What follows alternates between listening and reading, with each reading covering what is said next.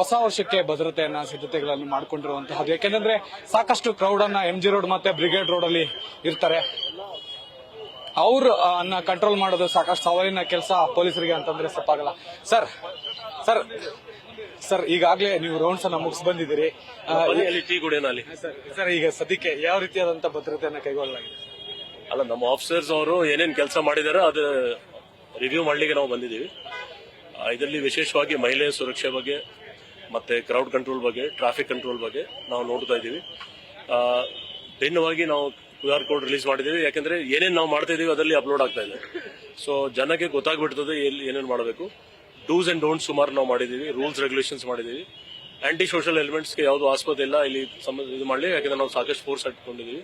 So cameras ಆಮೇಲೆ ಬೇರೆ ಬೇರೆ ರೀತಿಯಿಂದ ಫೋರ್ಸಸ್ ಅವೆಲ್ಲ ಇದೆ.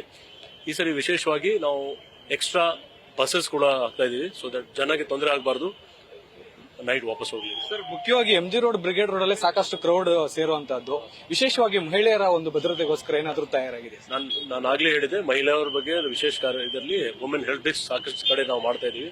ಮತ್ತೆ ನಮ್ಮ ಎಕ್ಸ್ಟ್ರಾ ವುಮೆನ್ ಸ್ಟಾಫ್ ಇಲ್ಲಿ ಆಗ್ತಾ ಇದೆ. ನಮ್ದು KSRP ಇದು ಮಹಿಳಾ ಪ್ಲಟೂನ್ಸ್ ಇದೆ, ಅದನ್ನು ಕೂಡ ಉಪಯೋಗಿಸ್ತೀವಿ. ಸರ್, ಈಗಾಗಲೇ ನೀವು ರೌಂಡ್ಸ್ ಅನ್ನ ಮುಗಿಸ್ಕೊಂಡ್ ಬಂದಿದ್ರಿ. TD ಸರ್ಕಲ್ ಆಗಿರ್ಬೋದು, ಬ್ರಿಗೇಡ್ ರೋಡ್, ಚರ್ಚ್ ಸ್ಟ್ರೀಟ್ ಎಲ್ಲ ಇಲ್ಲೆಲ್ಲ ಯಾವ ರೀತಿಯಾಗಿ ತಯಾರಾಗಿದೆ ಸರ್? ಈಗ ನಾವು ಅದೇ ಟೈಮ್ಗೆ ನಾವು ಸಾಯಂಕಾಲ ಯಾವ ಟೈಮಲ್ಲಿ ಸೆಲೆಬ್ರೇಷನ್ ಅದೇ ಟೈಮ್ಗೆ ನಾವು ಬಂದಿದ್ದೀವಿ.